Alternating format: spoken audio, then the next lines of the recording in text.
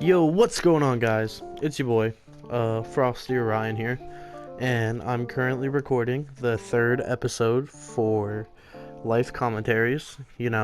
Every Wednesday I will sit down, I'll find a quote by someone has said, by a person, and I will respond to it with how I feel about the quote and what information it presents to me to try and let that sink into some people's heads, their minds, let them get thinking about life or helping them out of a depression or kind of just trying to push them in the right direction to better themselves as a person.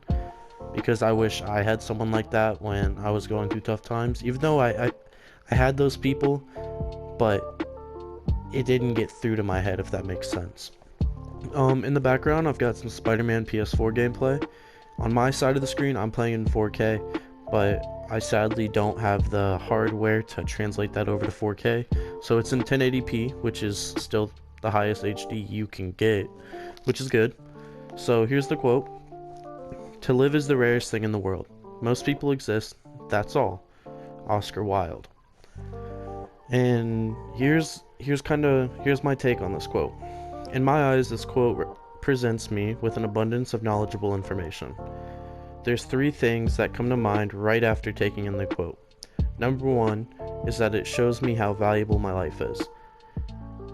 It feels as if the quote is bursting with the fact that I shouldn't take my life for granted and that I should do something. It's telling me to go experience something, whether it be from nature to a funny movie, it doesn't matter. Just go experience something. Take something in for the day. Don't sit around doing nothing. You know what I mean? Number two, it would be that the quote is telling me to live in the moment, obviously. Not in the future, not in the past, live in the moment. Specifically the moment. I should be focusing on who and what is around me, not who will be around me in the future, or what will be around me in the past, or what has been around me in the past.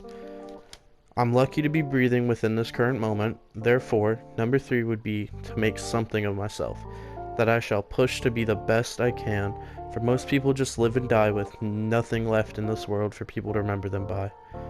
Live your life to the fullest of your capability. And that right there, that's how I feel about the quote.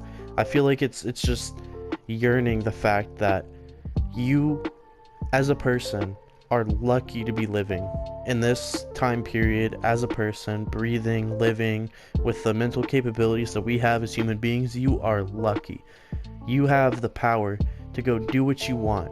You know what I mean? You have the power to work hard enough to make that money and get that car. You have the power to make that money, work hard, and then go travel for 3 months to Europe. You have that power. You know what I mean? If your dream is to go to Mount Rushmore, you can go do that and experience that. Go do that. Go do something, experience something, because you won't have this life forever. Live in the present, not the past, not the future. The past can be sad. Don't focus on the past. Move on. Moving on is the best thing you can do as a person to better yourself, if that makes sense.